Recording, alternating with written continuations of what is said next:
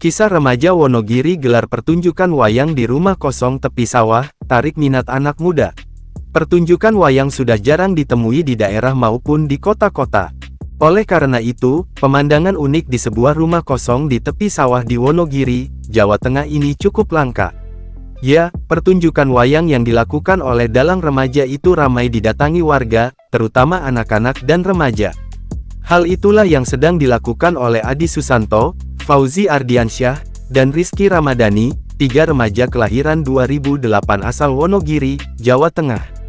Mereka membuat sebuah pertunjukan wayang kulit di sebuah rumah kosong di Desa Sambirejo, Kecamatan Slogohimo, Wonogiri, Jawa Tengah yang ditonton oleh orang dewasa hingga anak-anak.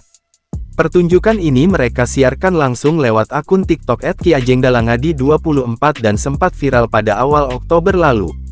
Juru kamera sekaligus pengelola akun TikTok @kiajengdalangadi24, Fauzi menceritakan, pertunjukan wayang ini awalnya merupakan hiburan bagi dia dan teman-temannya di kala sore.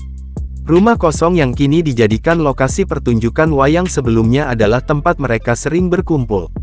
Mereka menghabiskan waktu menonton pagelaran wayang sederhana yang didalangi oleh Adi. Ini aslinya tempatnya pemerintah Kayak Bubuk, nganggo sore hari itu saya sama Mas Adi sering kesini menikmati sore hari, anak muda nyore gitu. Si Adi dalang wayangan, ujarnya, kepada Kompas.com, Sabtu tanggal 19 Oktober tahun 2024. Fauzi mengatakan, saat itu tidak ada yang menonton pertunjukan wayang selain dia dan teman-temannya. Namun, pada minggu depannya, rumah kosong yang awalnya sepi itu mulai diramaikan oleh anak-anak kecil dan orang dewasa, bahkan ada yang merekam jalannya pertunjukan tersebut dan mengunggahnya ke TikTok.